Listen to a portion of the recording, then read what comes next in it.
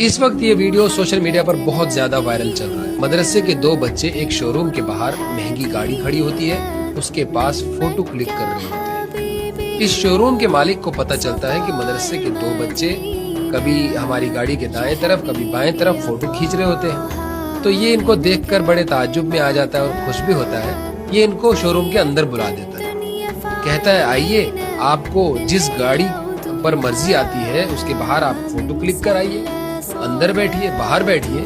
اور یہ مالک ان بچوں کی یہ حرکتیں اپنے فون میں ریکارڈ کر رہا ہوتا ہے۔ اصل میں یہ دنیا کو دکھانا چاہتا ہے کہ مدرسے کے بچوں کی عزت کیسے کرنی چاہیے۔ حضور صلی اللہ علیہ وسلم نے فرمایا کہ جب ایک انسان علم دین حاصل کرنے کے لیے اس دنیا میں سفر کرتا ہے تو اللہ تعالیٰ فرشتوں کو حکم دیتا ہے کہ اس کے پیروں کے نیچے اپنے پر بچھا دو۔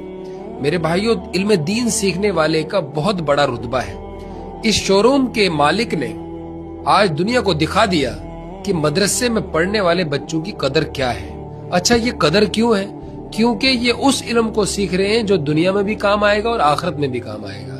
یہ ہم سب کے سامنے ایک مثال ہے، اور ہمیں چاہیے کہ جب ہمارے پاس بھی کوئی مدرسے کا بچہ سامنے سے گزرتا ہے، ہم کم سے کم اسے محبت کی نظر سے دیکھیں، اور اگر وہ مصیبت میں ہے تو اس کی مدد کریں، اگر وہ ضرورت مند ہے تو اس کی مدد کریں۔